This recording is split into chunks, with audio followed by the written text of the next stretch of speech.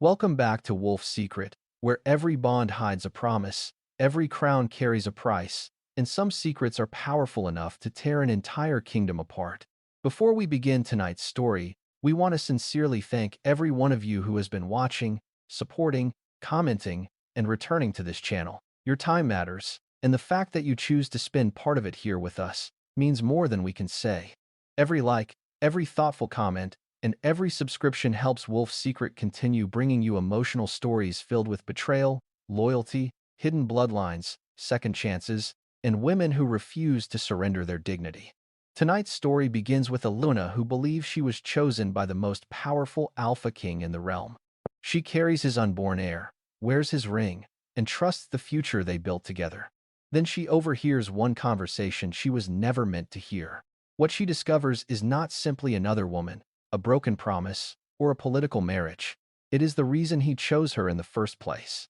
And once she learns what the crown intends to do with her unborn child, staying beside the man she loves may become far more dangerous than leaving him. Thank you for being here. Now, let's begin. Evelyn Hart was still holding the medical file when she heard her unborn child described as property. The Moonborn female has conceived, Chancellor Malcolm Hale said behind the half-closed council door. Phase 2 can begin. Evelyn stopped breathing. The royal corridor smelled of cedar smoke and winter rain, the scent she had always associated with Adrian. 10 minutes earlier, Dr. Sarah Whitmore had smiled across the healer table and told her she was 11 weeks pregnant. Evelyn had imagined telling her mate privately. She had imagined Adrian's hand covering hers over her stomach. Instead, she stood outside his private council chamber listening to men discuss her pregnancy like a military acquisition. Inside, a chair scraped against stone. She cannot know about the crown ward protocol, Adrian said. Her husband, her mate, her king. Evelyn's fingers tightened around the medical file until the paper bent. Malcolm lowered his voice. She never needed to know. You were instructed to secure the bond, not explain the bloodline. A pulse of nausea rolled through Evelyn. Secure the bond. She stared at the Luna ring on her left hand. Black silver, white moonstone. Adrian had placed it there 2 years ago, while 7 packs watched him swear that he had chosen her freely. Apparently, one of them had been lying. Another voice entered the conversation. Victoria Hale.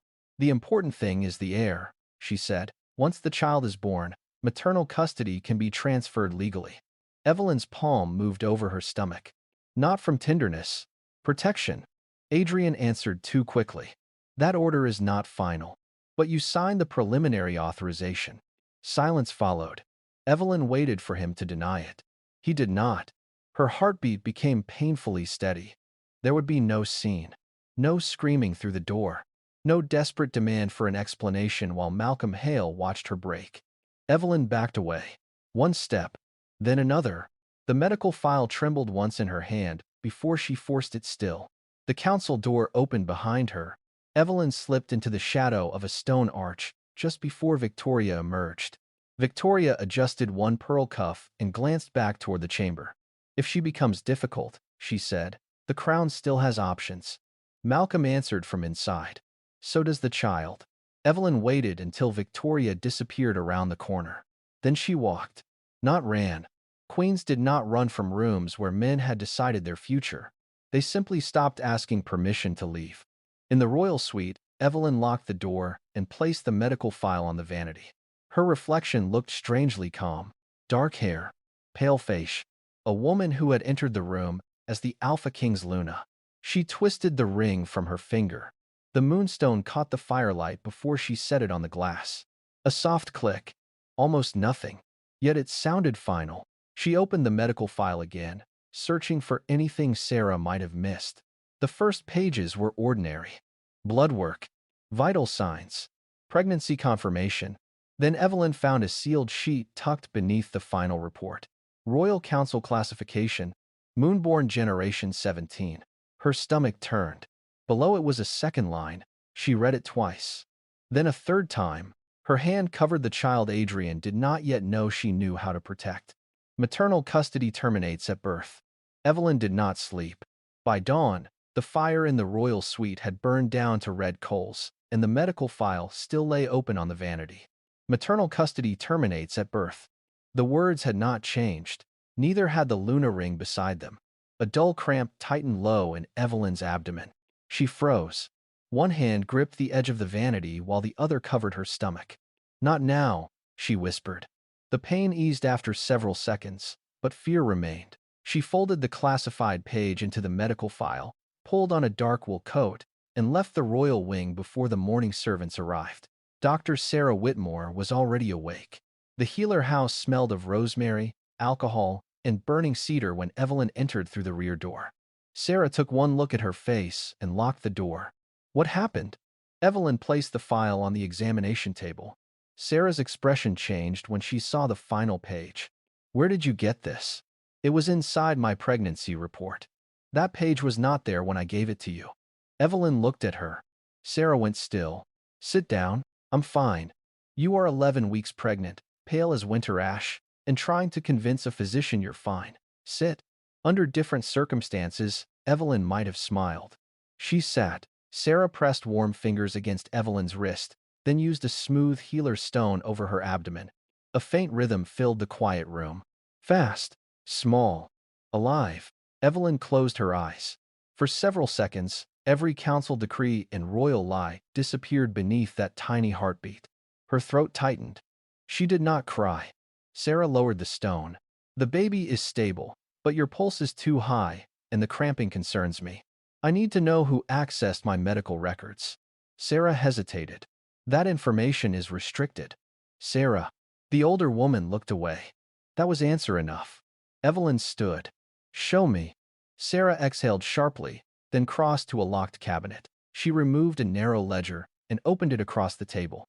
Medical archive access. Evelyn traced the entries with one finger. Victoria Hale, Chancellor Malcolm Hale, Royal Council Registry. Then she found a date that made her stop. 3 years earlier. 7 months before she had first met Adrian. Blood sample authorization. Evelyn Hart. Her skin went cold. "That's impossible." Sarah's voice softened. "No, it's hidden."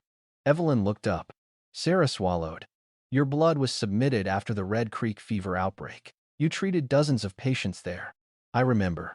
"The council ordered secondary testing on several healers afterward." "Why?" Sarah closed the ledger. "I was never told." Evelyn stared at the date. Adrian had met her months later during an inspection of the Western clinics. He had smiled when she challenged his ration policy. He had returned the next morning. Then again the next week. She had believed their meeting was chance. Now chance felt carefully arranged. A bell sounded from the front room. Sarah stiffened. 2 short rings. "Royal escort." "Stay here." Sarah stepped outside. Evelyn moved toward the inner doorway and listened. Victoria's voice carried through the room. "The king has ordered a review of the Luna's condition."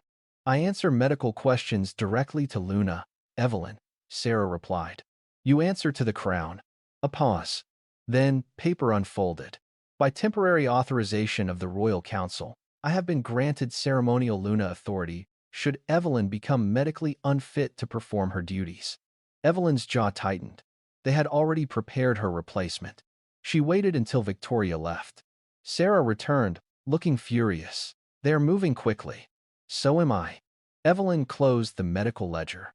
That evening, Adrian found her standing beside the bedroom window. Snow had begun falling beyond the glass. His scent reached her before his voice did. "Chida. Rain. Home. Once. You disappeared this morning. I went to the healer house." He watched her carefully. "You left your ring here." Evelyn glanced at the moonstone lying on the vanity. "My finger was swollen." It was a weak lie. They both knew it. Adrian stepped closer. "Evelyn, what is wrong?" She turned toward him. For one dangerous second, she wanted to tell him everything. She wanted him to look horrified. She wanted him to say Malcolm was lying. She wanted the man she loved to make the entire nightmare impossible. Instead, she asked quietly, "If the crown and I wanted different things, which one would you choose?" Adrian's expression changed. "Not much. Just enough." His shoulders tightened. His eyes left hers for half a second. That half second hurt more than an answer. "Why are you asking me that?" Evelyn nodded once. "I see." "Evelyn." She walked past him. He caught her wrist gently. The mate bond flared between them, warm and painful. Her body remembered safety even while her mind rejected it. Adrian released her immediately. I would never let anyone hurt you. Evelyn looked at him. That wasn't my question. He said nothing. Later, after Adrian left for council, Sarah sent a sealed note through an Omega servant. Only one sentence was written inside. Evelyn read it beneath the dying firelight. Adrian was not the first man ordered to find you. Evelyn burned Sarah's note before sunrise. The paper curled inward over the candle flame, blackening around the words until Adrian's name disappeared first. Not the first man ordered to find you. She watched the last corner turn to ash. Then she packed. Not gowns. Not jewels. Not anything the crown could track or claim. 2 wool shirts, dark trousers, a medical pouch, dried bitterroot, a folding knife, cash she had kept from her healer years. The original pregnancy file went beneath the lining of the bag. The Luna ring remained on the vanity. Evelyn looked at it once, then walked away. The Eastern Service corridor was nearly empty before dawn. Kitchen servants were still lighting ovens, and the palace guards were changing shifts. She wore a gray healer cloak with the hood pulled low. Sarah had once told her bitterroot could confuse a wolf scent for several hours. Evelyn crushed the dried leaves between her palms and rubbed the oil along her throat, wrists, and coat. The smell was sharp enough to sting her eyes. Good. Let them smell anything except her. At the supply gate, a young guard glanced at the healer seal pinned to her cloak. Early delivery? South Infirmary. He yawned and waved her through. Evelyn kept walking, one step beyond the gate, then another.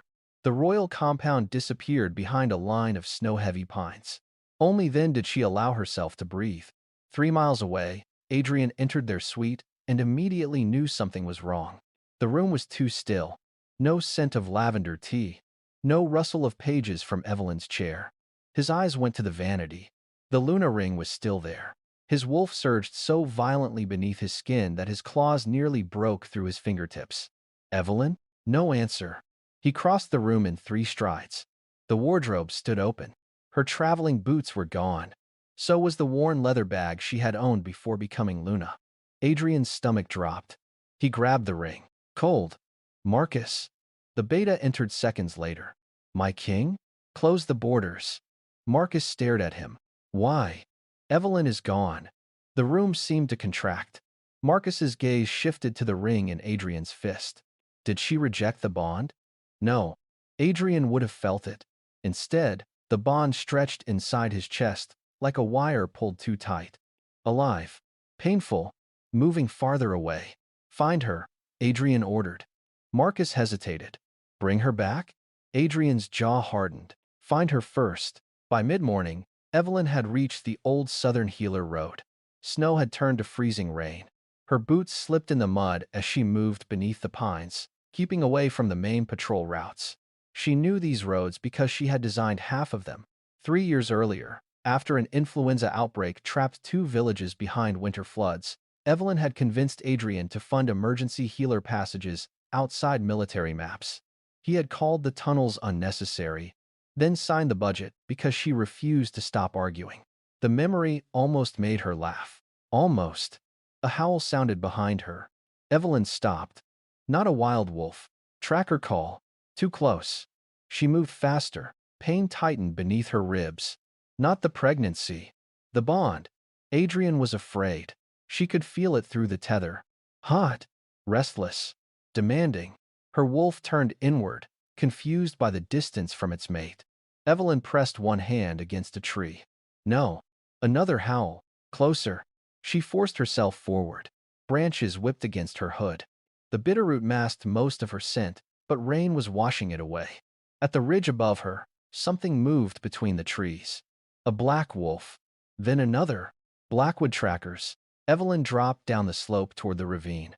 Mud slid beneath her boots. One foot twisted. She caught herself before falling hard, but pain shot through her ankle. Behind her came the crack of branches. Luna. The voice belonged to Jace Warren, one of Adrian's best trackers. Stop. The king wants you returned safely. Evelyn kept moving. Evelyn. Not Luna now. Interesting. She reached the bottom of the ravine. A narrow stone wall stood ahead, covered with moss and winter vines. To anyone else, it looked solid. Evelyn found the iron latch hidden behind a loose rock. The quarantine tunnel. She pulled. Nothing. Frozen shut. Footsteps approached above. Evelyn, don't make this harder. She gritted her teeth and pulled again. The iron door opened 6 inches. Enough. She forced herself sideways through the gap and dragged it shut. Darkness swallowed her. The tunnel smelled of wet stone and old herbs.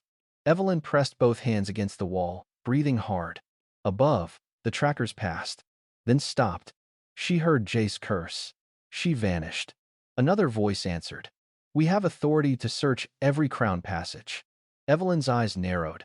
Authority.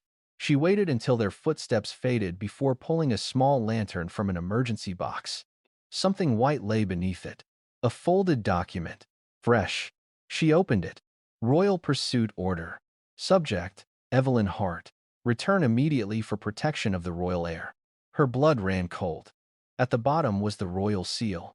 But Adrian's signature line was empty. Evelyn folded the order and put it inside her coat. Someone had issued royal authority without the king. By dusk, the tunnel opened near the northern river. Across the water lay Obsidian Ridge territory. Behind her, Blackwood wolves howled again. Evelyn stepped into the freezing current. The bond tore through her chest. She nearly doubled over. Keep moving, she whispered. One step. Defoe. Then, the river reached her waist. A dark shape appeared on the opposite bank. Then 5 more. Armed wolves in black leather stood beneath the trees. Obsidian Ridge. Evelyn reached the far shore shaking, soaked, and breathless. The tallest warrior drew his sword. Identify yourself. Evelyn slowly raised both hands. Evelyn Hart. His expression changed. Every weapon lifted. Behind her, Blackwood trackers reached the river. Ahead of her, enemy wolves closed in. There was nowhere left to run. Then the Obsidian captain looked at her stomach and said, The Alpha has been expecting someone carrying your blood. The sword remained pointed at Evelyn's chest. Rain slid from the Obsidian captain's dark hair and ran down the blade in thin silver lines. You said the Alpha has been expecting someone carrying my blood, Evelyn said. Explain.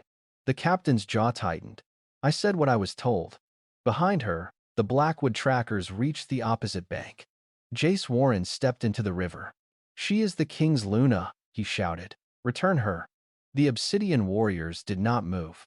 Their captain glanced at Evelyn. Are you here willingly? Yes.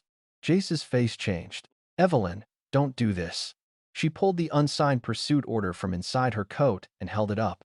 Did Adrian sign this? Jace hesitated. That hesitation answered enough. The captain looked toward his men. Take her inside. 2 warriors closed around Evelyn, not protectively, like guards escorting a prisoner. She crossed the border without looking back. The Obsidian outpost was built into black stone beneath the ridge. No banners, no polished marble, no royal portraits. Only heat, weapons, and suspicious eyes. Evelyn's wet clothes clung to her skin. Her ankle had begun to swell. Still, no one offered her a chair. The captain placed her medical bag on a wooden table.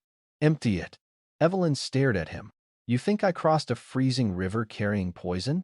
I think Blackwood's Luna crossed into enemy territory while royal trackers chased her. That makes you dangerous until proven otherwise. Sis. Feedum. Fair. Evelyn opened the bag herself. Bandage. Dried willow bark. Needles. Antiseptic. A silver scalpel. One warrior reached for the pregnancy file hidden beneath the lining. Evelyn caught his wrist. Not that. The room changed instantly. 4 hands went to weapons. The warrior looked at her fingers around his wrist. Release me. It contains private medical information. The captain's eyes narrowed. You are asking sanctuary from a rival Alpha. I am asking for sanctuary, not ownership. A faint sound came from one of the guards. Almost a laugh. Then someone screamed outside. The door slammed open. A young warrior stumbled in, clutching his side. Smoke rose from the torn fabric near his ribs. Silver trap, someone shouted. The injured man collapsed. Every wolf in the room reacted at once. Evelyn reacted faster. Get him on the table. The captain blocked her. No. He has silver inside him. We have healers. Not close enough. The young warrior convulsed. His veins were already darkening. Evelyn shoved past the captain. If you want to interrogate me, keep him alive first. She cut open the warrior's shirt. 3 silver fragments were buried near the lower ribs, one dangerously close to an artery. Boiled water. No one moved. Evelyn looked up. Now. The captain gave one sharp nod. The room changed. Water arrived. Clean cloth. A metal bowl. Evelyn worked. The first silver shard came free easily. The second did not. The warrior screamed when she reached deeper. His claws tore grooves into the wooden table. Hold him. 2 guards pinned his shoulders. Evelyn removed the second piece. Blood followed. Too much. The third fragment had shifted. She pressed 2 fingers below the wound. His pulse is dropping. The captain stood beside her now. What do you need? Your belt. He stared. Unless Obsidian Ridge heals people with intimidation. This time, someone actually laughed. The captain removed the leather belt. Evelyn used it to secure pressure beneath the ribs, then reached carefully for the final fragment. Her hand shook once. Pregnancy fatigue. Cold. Bond pain. She ignored all 3. The silver came out. The warrior stopped convulsing. His breathing steadied. Evelyn sat back slowly. For several seconds, no one spoke. The captain looked at the blood on her hands, then at the unconscious warrior. You saved him. I treated him. There is a difference? Yes, saving someone makes them owe you. Treatment doesn't. The captain studied her for a long moment. Then, the outer doors opened. The room straightened immediately. A tall man entered wearing a charcoal coat dusted with snow. Dark hair. Gray eyes. No crown. He did not need one. Power rolled from him with quiet certainty. Nathan Cole, Alpha of Obsidian Ridge. His gaze moved first to the wounded warrior, then to Evelyn. Recognition flickered. Red Creek, Nathan said. Evelyn remembered him then. 2 years earlier. An epidemic summit. A rival Alpha who had been the only leader willing to follow her quarantine plan before Blackwood approved it. Nathan approached the table. You saved one of my settlements. I wrote a protocol. You argue with compliments too? When they are inaccurate. Something almost amused crossed his face. Then he noticed the royal pursuit order protruding from her coat. May I? Evelyn handed it over. Nathan read it. His expression hardened. No signature. I noticed. He motioned to one of his men. Bring the ledger. A thick black book was placed beside Evelyn's medical file. Nathan opened it to a marked page. Council purchases. Silver antidote. Pregnancy herbs. Restricted blood testing supplies. Every shipment carried the same code. M17. Evelyn slowly opened her own file. Moonborn Generation 17. The room suddenly felt colder than the river. Nathan looked at her. We found that code 6 months ago. Evelyn's fingers went numb. Where? On shipments, the Royal Council has been moving through my territory without permission. The captain stared between them. Nathan closed the ledger. You asked for sanctuary, Evelyn Hart. He looked at the blood on her hands. Now I want to know why the Crown has been preparing for your pregnancy longer than you have. Evelyn looked down at M17 and understood one terrible thing. She had not escaped the plan. She had only crossed into the part of it Adrian never showed her. Nathan Cole did not offer Evelyn trust. He offered terms. By sunrise, she was seated across from him in a stone-walled hearing room overlooking the eastern cliffs of Obsidian Ridge. Snow pressed against the narrow windows. A fire burned low behind Nathan, but the room still felt cold. Evelyn's medical file lay on the table between them. So did the black ledger marked M17. Nathan folded his arms. You want sanctuary? Yes. You are the bonded Luna of a rival king. Yes. You carry his heir. Evelyn's jaw tightened. That is not a weapon. Everything becomes a weapon when councils are involved. She could not argue with that. Nathan slid the ledger toward her. Then prove you did not come here to map my defenses. Evelyn looked up. You want me to betray Blackwood? I want to know whether you will. Silence settled between them. Nathan's gray eyes stayed on her. Evelyn pushed the ledger back. No.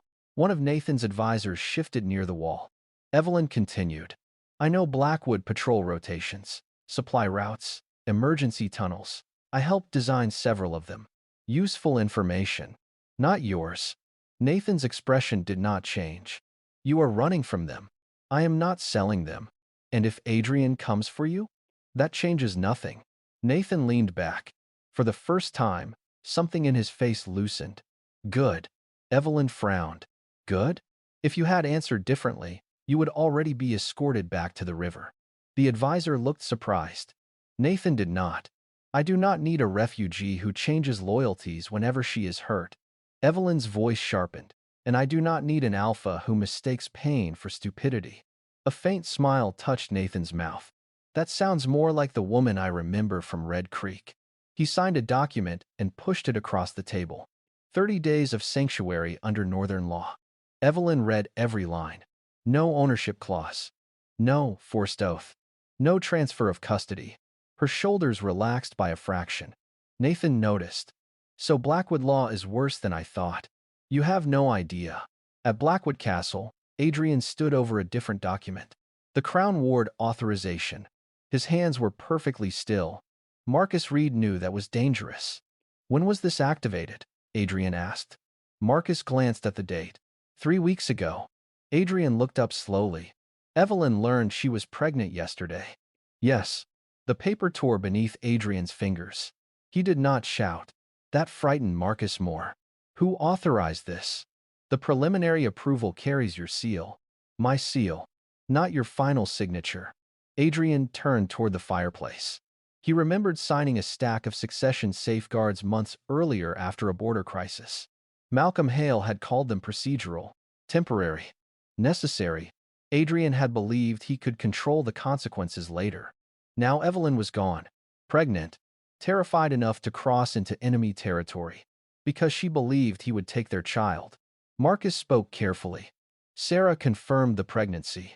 Adrian closed his eyes. For one brief second, he saw Evelyn standing in their chambers the night before. If the crown and I wanted different things, which one would you choose? He had answered with silence. His wolf clawed hard against his ribs. Why did she not tell me? Marcus did not soften the truth. Would you have believed her before seeing this? Adrian looked at the torn authorization in his hands. He had no answer. A knock sounded. Victoria Hale entered. She wore silver council colors and carried herself with calm precision.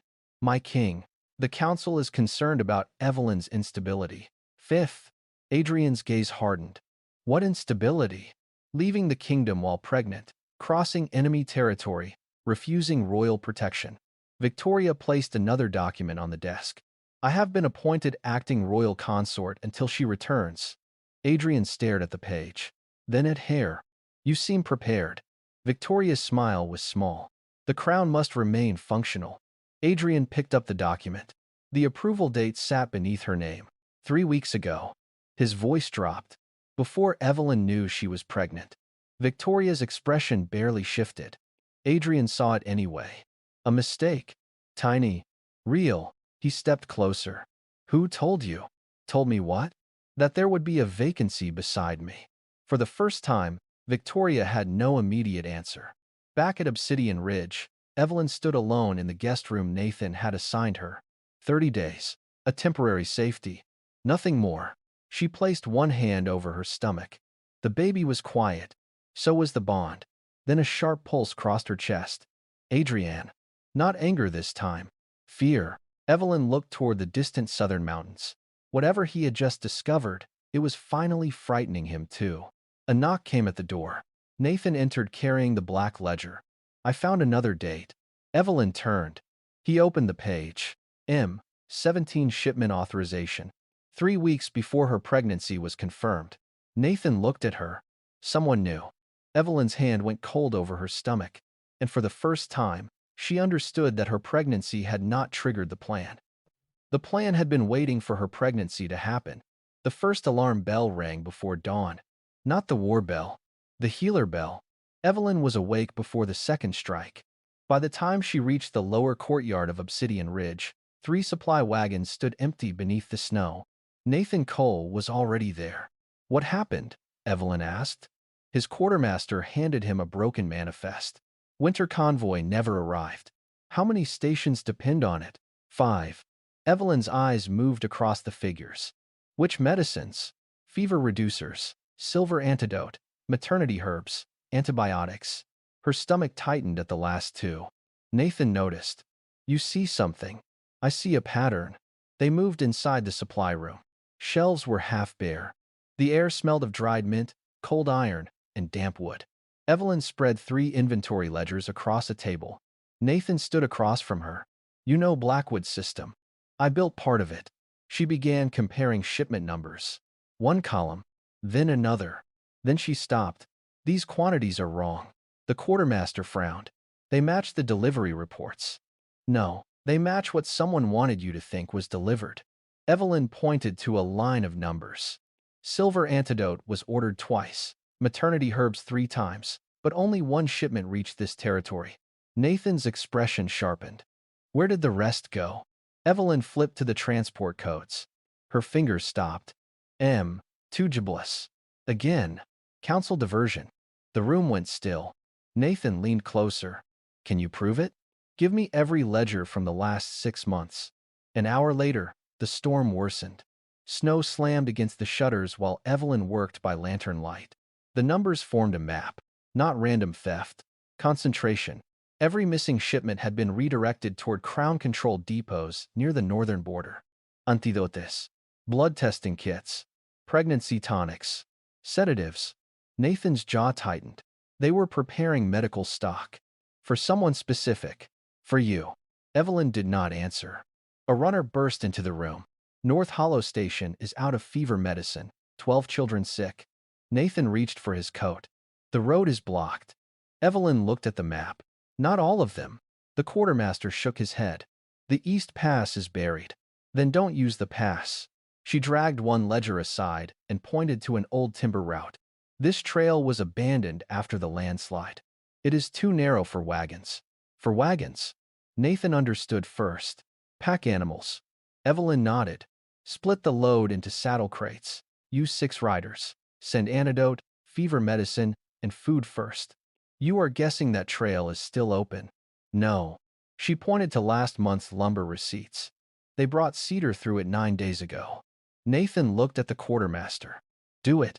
The man hesitated. Alpha. Now. 3 hours later, the first rider returned. North Hollow had received medicine. No child had died. Evelyn sat near the hearth afterward, exhausted. Her back ached. Her ankle throbbed faintly. But when Nathan entered, he placed a cup of hot broth beside her instead of saying thank you. They are calling you a miracle worker. Evelyn looked at him. They should call whoever packed those saddle crates. Still arguing with compliments. They remain inaccurate. Nathan sat across from her. Then, he placed something on the table. A second ledger. Alder. Leather cracked with age. I had my archivist pull every record containing M17. Evelyn opened it. The first page held names. Women. Dates. Blood classifications. Her breath slowed. She turned another page. Then another. Generation 14. Generation 15. Generation 16. Her fingers stopped. Hart. Nathan leaned forward. Evelyn read the name again. Margaret Hart. Her mother. For a moment, the room disappeared. She saw rain on a cheap cottage window. Her mother braiding her hair. A woman who had died when Evelyn was 10. A woman Evelyn had been told was ordinary. She was tested, Evelyn whispered. Nathan said nothing. That mercy helped. She turned the page. Another note appeared beside Margaret's name. Subject lost before transfer. Evelyn's throat closed. Lost. Not deceased. Not released. Lost. She pressed her knuckles to her mouth. One tear escaped. Then another. She wiped them away quickly and kept reading. Nathan watched her without moving closer. At the bottom of the page was a classification stamp. M. Tujiblis. Evelyn frowned. That makes no sense. Nathan stood. What? M17 cannot mean subject 17. Why? She turned the book toward him. Because these records span centuries. Her eyes moved down the genealogical marks. Then she understood. It is not a person. Nathan's face hardened. What is it? Evelyn looked at her mother's name. Generation. A cold pulse moved through her. Moonborn Generation 17. Nathan stared at the ledger. Evelyn closed it slowly. They weren't waiting for me. Her voice barely rose above the fire. They were breeding toward me. Nathan's gaze lifted. And your mother? Evelyn looked again at the notation beside Margaret Hart. Subject lost before transfer. Her fingers tightened around the page. Then she saw the destination written beneath her mother's name. Northern Archives, Vault 7. The first winter ration meeting without Evelyn lasted 19 minutes before everything began to fail. Victoria Hale sat in the Luna's chair at the head of the welfare table, one hand resting beside a stack of allocation reports. Northgate receives half its usual medical shipment, she said. Redirect the rest to the Royal District. The quartermaster stared at her. Northgate houses 200 families. The palace houses the crown. That does not make children less sick. Victoria's eyes sharpened. You forget who signs your orders. Across the room, Marcus Reed said nothing. He did not need to. The empty chair beside the supply board said enough. Evelyn had once filled that room with maps, corrected manifests, emergency schedules, and irritating questions no one appreciated until she was gone. Now 3 border stations were requesting fever medicine. 2 villages had not received winter grain. And Victoria had just cut supplies to the one region already reporting illness. Adrian entered before the argument worsened. Everyone stood. His gaze stopped on Victoria. Then, on the Luna's chair beneath her. Get up. Victoria blinked. My king? That chair belongs to the Luna. A small flush climbed her throat. The council appointed me acting royal consort. Acting. The word landed hard. Victoria rose. Adrian took the allocation report from the table. Who approved these reductions? I did. Why? Efficiency. He looked at the figures. This sends medicine away from the outbreak. Victoria's expression tightened. The royal district must be protected. From what? She had no answer. Adrian dropped the report. Restore Evelyn's original winter allocations. Victoria's jaw hardened. She is not here. No. Adrian looked at the failing supply board. And apparently neither is anyone who understands her work. He walked out before Victoria could answer. In his private office, Marcus closed the door behind them. You wanted the access logs. He placed a thin folder on Adrian's desk. Adrian opened it. Royal Medical Archive. Evelyn Hart. Entry after entry. Victoria Hale's credentials appeared 12 times. 3 had been altered after Evelyn disappeared. Adrian's face went still. She accessed Evelyn's blood records. Yes. When? Before the pregnancy was confirmed. Adrian turned another page. And after? Marcus nodded. She deleted 2 audit entries. The archivist restored them from a backup. Adrian's wolf pushed hard beneath his skin. Bring Victoria. Marcus did not move. There is more. He placed another packet beside the first. Letters. Old ones. Adrian recognized Chancellor Malcolm Hale's seal. The earliest was dated 19 years ago. Subject, Hart bloodline. Adrian read silently. Track maternal descendants. Confirm dormant Moonborn markers. Prevent migration beyond crown jurisdiction. His hand tightened. 19 years. Marcus's voice was low. They were watching Evelyn when she was a child. Adrian looked at the next letter. Margaret Hart. Movement irregular. Possible resistance. Locate daughter if maternal subject is lost. A cold pressure spread through his chest. Evelyn had once told him her mother died when she was 10. She had said it without drama. Just one quiet sentence over dinner. He had never asked enough questions. Never wondered why a healer with no family history had attracted the council's attention so quickly. He had been too pleased that fate appeared to favor him. Too arrogant to examine the hands arranging the pieces. The door opened. Victoria entered. You summoned me? Adrian held up the medical access lock. Her eyes flicked toward it. Only once. Enough. You altered Evelyn's records. I corrected administrative errors. You accessed them before she knew she was pregnant. Victoria exhaled. Adrian, this obsession is becoming dangerous. His eyes changed. Gold burned through the dark. Do not use my name to avoid my question. Victoria straightened. The council was protecting succession. By preparing to remove my mate? She ran. You prepared her replacement before she ran. Victoria's silence hardened. Adrian stepped closer. Who told you Evelyn would leave? No one. Lie again. Victoria lifted her chin. You think Evelyn held this kingdom together? She held more of it together than you understood. The words slipped out too quickly. Adrian heard the contempt beneath them. Not jealousy. Resentment. You hated her competence. Victoria laughed once. I hated watching everyone pretend competence equals power. Her face changed. For the first time, the polished mask cracked.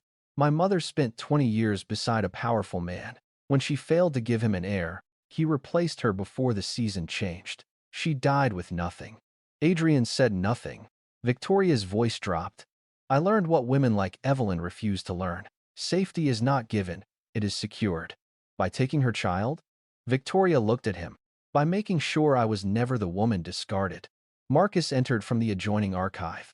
His face had gone pale. My king. He carried a black iron box. Adrian turned. We found this behind Hale's private records. Marcus placed it on the desk and broke the seal. Inside lay one document. Royal Contingency Protocol. Adrian read the first paragraph. Then the second. His stomach turned. If Alpha King Adrian Blackwood becomes compromised by mate influence, emotional instability, or refusal to surrender the Moonborn heir, succession authority transfers to a council-appointed regent. Victoria stopped breathing. Adrian looked at her. You knew? No. For once, he believed her. Marcus unfolded the final page. A name had already been written beneath the regency clause. Victoria Hale. Adrian stared at it. Then Marcus found the attachment beneath. A second succession order, one designed for after the child was born. His voice became almost inaudible. They never intended to control Evelyn. Adrian looked up. Marcus met his eyes. They intended to control all three of you. And beneath Adrian's removal order was the signature of the man who had crowned him king, Chancellor Malcolm Hale. Vault 7 was hidden beneath the oldest monastery in the Northern Territories. Evelyn expected guards. There were none. Only a stone staircase descending into darkness and an old man waiting at the bottom with a lantern. Samuel Gray looked smaller than the stories Nathan had told about him. 72, thin, silver-haired, wrapped in a dark wool coat that smelled faintly of dust and cedar oil. His eyes went first to Evelyn, then to the shape of her hand resting over her stomach. You look like Margaret. Evelyn stopped. Nathan remained one step behind her. You knew my mother? Samuel's face tightened. I failed her. That answer hurt more than she expected. Samuel turned and unlocked the iron door. The archive beyond it was colder than winter outside. Shelves disappeared into shadow. Leather-bound records. Sealed boxes. Ancient scrolls wrapped in black cloth. Evelyn followed him to a stone table. Samuel placed one narrow wooden case in front of her. In numbless. Her fingers hovered over it. My mother, yes. Was she taken here? Samuel looked at her. She came willingly. Evelyn's eyes hardened. The record says she was lost before transfer. The Crown wrote that. Why? Because admitting she escaped would have exposed the program. Nathan moved closer. What program? Samuel removed a folded parchment from the case. The council spent generations identifying women carrying dormant Moonborn markers. Evelyn felt cold settle deeper into her bones. Breeding toward Generation 17. Samuel nodded. Your mother discovered what they intended. He slid a letter across the table. Margaret Hart's handwriting covered the page. Evelyn recognized it immediately. The slanted H. The way her mother crossed every T too high.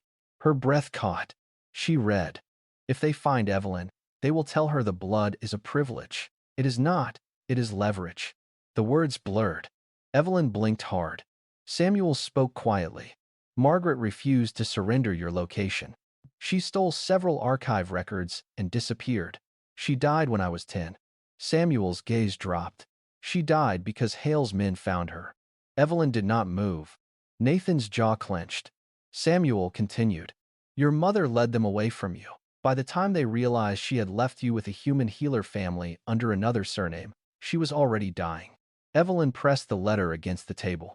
For years, one private wound had followed her everywhere. Her mother had left. That was the story she had been given. No goodbye. No explanation. Just absence. Now the truth sat in her hands. Her mother had not abandoned her. She had made herself the target. A tear slipped down Evelyn's cheek.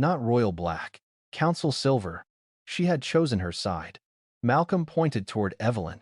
She fled crown territory carrying the royal heir. Under succession law, that is an act of treason. Evelyn placed the unsigned pursuit order on the table.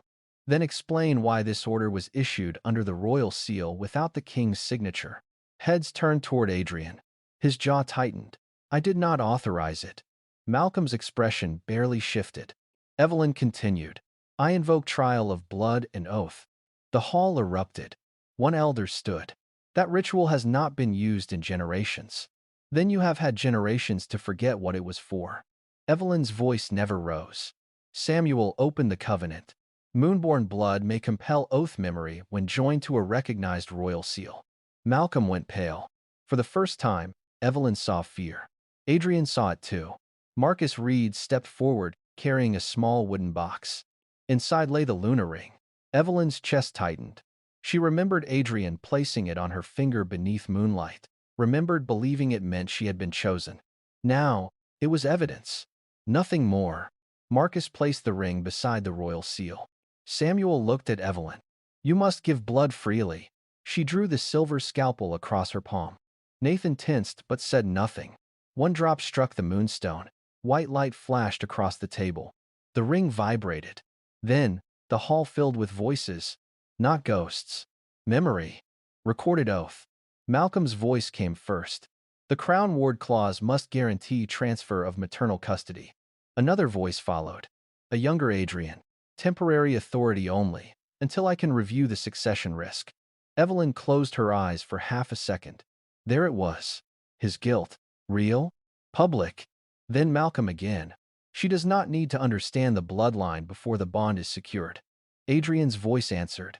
I will tell her when it is safe. Evelyn opened her eyes. He had known. Not everything. Enough. Across the hall, Adrian looked as if someone had driven a blade beneath his ribs. He did not deny it. The oath memory shifted. A different meeting. Victoria's voice.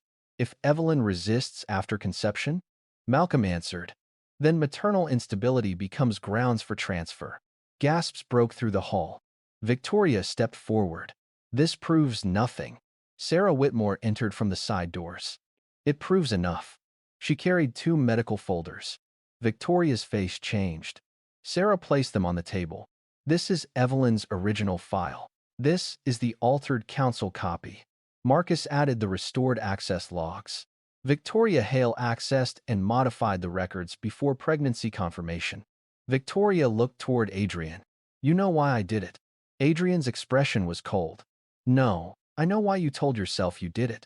Malcolm struck the table. This trial is a spectacle. Samuel turned the original covenant toward the council.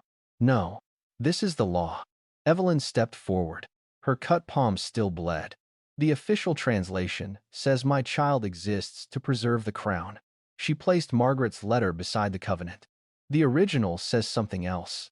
Samuel read the clause aloud. The Moonborn bearer may affirm or withdraw legitimacy by free oath through her heir. The hall changed. Every Alpha understood the implication at once. Malcolm had not been protecting Adrian's succession. He had been building leverage against it. Nathan's voice cut through the chamber. He intended to take the child, control the oath, and control the king. Victoria looked at her father. For the first time, real horror crossed her face. You said I would be regent until the heir matured. Malcolm snapped toward her. Be quiet. Too late. The words had landed. Adrian stepped away from the throne. Slowly, deliberately, he removed the royal seal from the table, then placed it in front of the 7-pack representatives. I will not rule under a law built on coercion. Malcolm stared at him. Adrian, Deezer, you will address me as the man you attempted to replace. Guards moved toward Malcolm. Victoria backed away. Adrian turned to Evelyn. The entire hall watched. I knew why the council first brought your name to me. Evelyn held his gaze. I know. I told myself I would explain later. You chose for me. Yes. No excuse. No political speech. Just the truth. Adrian took the Luna ring from the bloodlit table. He crossed the distance between them and placed it in Evelyn's open hand. His fingers did not close hers around it. I have no right to ask you to wear this. Evelyn looked down at the moonstone. Once, She would have given anything to hear him admit that. Now, the admission changed nothing by itself. She closed her fingers around the ring. The hall waited. Adrian waited. Then Evelyn lowered her hand. She did not put it on. And when Malcolm Hale was dragged from the great hall in chains, Adrian finally understood that exposing the truth might save his kingdom, but it would not automatically bring his Luna back. 3 weeks after the trial, the Luna's chair was removed from the great hall. Not destroyed. Removed. Evelyn had requested it. No woman should have to sit beneath a title before anyone asked what she wanted. The seven-pack council approved the reform by 6 votes to 1. Malcolm Hale was stripped of his council seat, his estates, and every succession privilege attached to his bloodline. He was transferred to the neutral tribunal, under armed guard. Victoria received no crown, no regency, no sympathetic exile. The tribunal charged her with falsifying royal medical records, conspiracy against succession, and unlawful use of crown authority. She stood before Evelyn once before being taken away. Her silver robes were gone. So was her practiced confidence. "I did what I had to do to survive," Victoria said. Evelyn studied her. "So did my mother." Victoria flinched. Evelyn did not add anything else. There was nothing left to win from her. That evening, Adrian asked Evelyn to meet him in the Old West Garden. No guards, no council, no royal audience. Snow had begun melting along the stone paths, exposing dark earth beneath. Adrian waited beside the dead fountain. He looked different without the royal seal at his throat. Less like a king, more like the man she had once trusted. He held a folder. "This is for you." Evelyn opened it. Full maternal custody. No automatic crown claim. No compulsory royal education. No succession transfer without the mother's written consent. Her eyes moved over every line. "You signed away your authority over the child." "Yes. You are still the father." "I know. Then why?" Adrian's voice was quiet. "Because being the father does not make me the owner." Evelyn looked at him. That sentence would have meant everything months ago. Now it meant something different. Growth, not repair. Not yet. Adrian took a breath. "I loved you." Her expression tightened. He corrected himself. "I love you." The mate bond stirred between them. Warm. Familiar. Painful. "I also lied by omission because I thought I could control the consequences." Evelyn said nothing. "I told myself I was protecting you. You were protecting the version of your life that required me not to ask questions." He closed his eyes briefly. "Yes." New argument. No alpha command. No excuse. Evelyn looked down at the custody papers. "Do you expect forgiveness?" "No." The answer surprised her. Adrian continued. "I hope to become someone our child can trust." His gaze lifted. "If one day you trust me too, I will be grateful." He stepped back. He did not touch her. That mattered. Months later, spring reached the northern valley. Moonhaven Sanctuary opened on neutral land between Blackwood and Obsidian Ridge. The first building was not a palace. It was a healer house. The second was a legal office. The third was a residence for women and children seeking temporary pack protection. Evelyn stood outside the main hall as workers finished hanging the wooden sign. Moonhaven. No crown carved above it. No royal crest. Only a simple moonstone circle. Her pregnancy had begun to show beneath her blue wool dress. One hand rested naturally over the curve. Nathan approached, carrying a leather folder. "No flowers?" Evelyn asked. He glanced at the workers. "You have an entire field. Romantic." "I brought something better." He handed her the folder. Supply agreement. Medicine. Winter grain. Emergency border access. Signed by Obsidian Ridge. Evelyn read the final page. No ownership clauses. Nathan raised an eyebrow. "I learned quickly." She smiled. "A real one. Small. Easy." Nathan did not ask what she planned to do about Adrian. He never did. That was one reason Evelyn trusted him. A carriage stopped near the sanctuary gate. Adrian stepped out. Alone. He carried no royal banner. Only a wooden box. Evelyn met him halfway. "For the archive," he said. Inside lay the Luna ring. She had returned it after the trial. Now he was giving it back without asking her to wear it. "It belongs to your history," Adrian said. Evelyn ran her thumb across the moonstone. Once, the ring had meant chosen. then trapped, then betrayed. Now, it meant evidence. Memory. Nothing more. She closed the box. Thank you. Adrian looked toward her stomach. May I? Evelyn considered him, then nodded. He placed his hand lightly against the curve. The baby moved. Adrian's breath caught. For a second, the powerful Alpha King looked completely defenseless. Evelyn felt the bond between them soften. Not restored, not severed, changed. Behind her, Moonhaven's doors opened. A young woman carrying a sleeping child stepped through the gate. Then another. Evelyn looked at them. At Nathan, standing near the healer house. At Adrian lowering his hand and waiting for whatever place she might choose to give him. Then she looked down at the wooden box. She carried it inside, but she did not open it again. The Luna ring remained in the archive.